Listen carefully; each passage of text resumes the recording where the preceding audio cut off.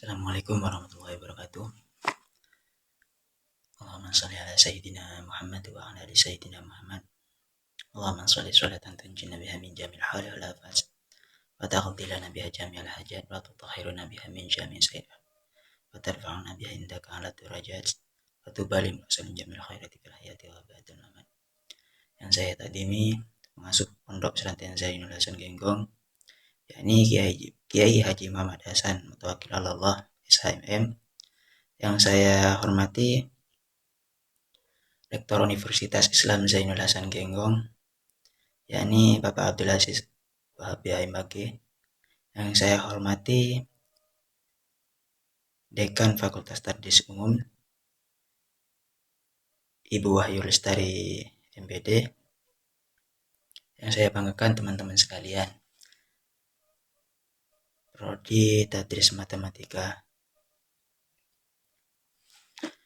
Di sini saya akan menerangkan tentang penelitian kualitatif.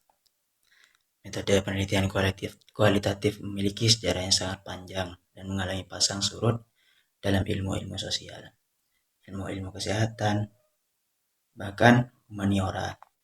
Pada awalnya, penelitian kualitatif sebenarnya hanya merupakan reaksi terhadap tradisi paradigma positivisme dan post-positivisme yang berupaya melakukan kajian budaya yang bersifat interpretatif. Para penggagas metode peneliti kualitatif beranggapan bagaimana mungkin penganut paradigma positivistik yang menitik beratkan pada realitas empirik mampu menggali makna yang bersifat abstrak. Karya-karya para ahli dari mazhab Chicago pada era 1920 sampai dengan 1930-an memiliki dasar utama kebangkitan metode penelitian kualitatif dalam penelitian sosial. Peran-peran disiplin lain seperti sejarah, kedokteran, keperawatan, pekerjaan sosial, dan komunitatif sangat besar, masing-masing dengan landasan teoritik.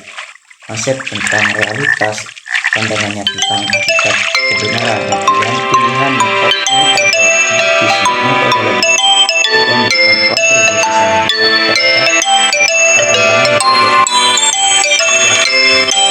Hal ini menunjukkan bahwa metode penelitian kualitatif tidak berangkat dari satu disiplin ilmu saja, tapi dari banyak disiplin ilmu sosial secara bersamaan. Penelitian kualitatif adalah jenis penelitian yang menghasilkan penemuan-penemuan yang tidak dapat dicapai dengan menggunakan prosedur-prosedur statistik atau dengan cara kuantifikasi lainnya. Strauss dan Corbin merinci bahwa penelitian kualitatif dapat digunakan untuk meneliti kehidupan masyarakat, sejarah, tingkah laku, fungsionalisasi organisasi, gerakan sosial, atau hubungan kekerabatan. Creswell mendefinisikan bahwa pendekatan kualitatif sebagai suatu proses penelitian dan pemahaman yang mendasarkan pada metodologi yang menyelidiki suatu fenomena sosial dan masalah manusia. Bogdan dan Taylor mengemukakan bahwa metodologi kualitatif merupakan prosedur penelitian yang menghasilkan data deskriptif berupa kata-kata tertulis maupun lisan dari orang-orang dan perilaku yang diamati. Oleh karena itu, peneliti harus memiliki bekal teori dan wawasan yang luas, jadi bisa bertanya, menganalisis, dan mengkonstruksi objek yang diteliti menjadi lebih jelas. Penelitian ini lebih menekankan pada makna dan terikat nilai. Ciri-ciri penelitian kualitatif. Yang pertama ada mengkonstruksi realitas sosial, makna budaya. Apabila penelitian kuantitatif berupaya mengukur fakta yang objektif atau dengan kata lain mendeskriptif suatu fenomena atau realita, maka penelitian kualitatif di sini ingin mendapatkan pemahaman yang mendalam. Untuk itu harus mencari nomenan atau makna di balik fenomena, atau dapat dikatakan penelitian kuantitatif berusaha mendeskriptif fenomena secara akurat, sedangkan penelitian kualitatif ingin mendapatkan makna di balik fenomena tersebut. Untuk itu perlu mendapatkan pemahaman yang mendalam dari suatu fenomena. Kedua, ada berfokus pada proses interpretasi dan peristiwa-peristiwa. Penilaian kuantitatif berfokus pada variabel-variabel. Bahkan sebelum penelitian dilakukan, telah ditentukan terlebih dahulu variabel-variabel yang akan diteliti. Sedangkan dalam penelitian kualitatif, hanya berfokus perhatiannya pada proses interaksi dan peristiwa-peristiwa atau kejadian-kejadian itu sendiri, bukan pada variabel-variabel tersebut. Bahkan, fokus penelitian dapat berubah pada waktu di lapangan setelah melihat kenyataan yang ada di lapangan. Yang ketiga, ada keaslian merupakan kunci dalam penelitian kuantitatif. Reliabilitas merupakan kunci. Jadi, analisis statistik merupakan fungsi yang sangat strategis.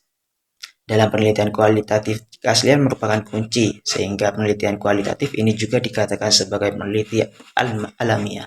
Yang keempat, ada nilai hadir dan nyata atau tidak bebas nilai. Penelitian kualitatif nilai sangat diperhatikan atau diperhitungkan. Yang kelima, Anda terikat pada situasi atau terikat pada konteks. Telah dijelaskan bahwa suatu fenomena terikat pada situasi yang mengelilinginya, atau dengan kata lain, selalu terikat pada konteks. Telah dijelaskan pula di depan bahwa dalam penelitian harus menjaga jarak dan bebas dari pengaruh dan yang diteliti. Karena pada terdiri atas beberapa kasus atau subjek. Dalam penelitian kualitatif tidak perlu meneliti banyak kasus atau subjek. Dalam studi kasus subjek yang diteliti dapat satu, tapi dapat juga banyak, bahkan mungkin penduduk suatu negara.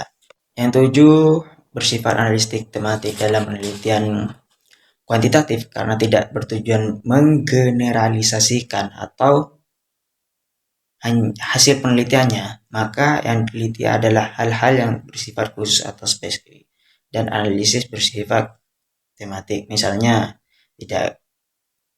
tidak kekerasan terhadap perempuan, masalah-masalah gender, perjuangan perempuan mendapatkan perlakuan yang adil dalam lapangan pekerja. Ada penelitian terlibat. Berbeda dengan penelitian kuantitatif, di mana peneliti mengambil jarak dengan yang diteliti agar dapat menjaga objektivitas atau menghindari subjektivitas dari yang diteliti. Maka sebaliknya, penelitian kualitatif di sini, peneliti tidak mengambil jarak agar peneliti benar-benar memahami persepsi subjek yang diteliti terhadap suatu fenomena. Fungsi teori dalam penelitian kualitatif. Yang pertama, memperdalam pengetahuan tentang masalah yang akan diteliti sehingga dapat melakukan kontrol. Yang kedua, ada menegaskan kerangka teoritis yang menjadi landasan jalan pemikiran penelitian. Yang ketiga, ada mempertajam konsep-konsep yang dipergunakan sehingga memudahkan perumusan hipotesisnya. Yang terakhir, ada menghindari terjadinya pengulangan penelitian demi penghematan waktu, tenaga, dan biaya. Sekian, terima kasih. Kurang lebihnya mohon maaf. Assalamualaikum warahmatullahi wabarakatuh.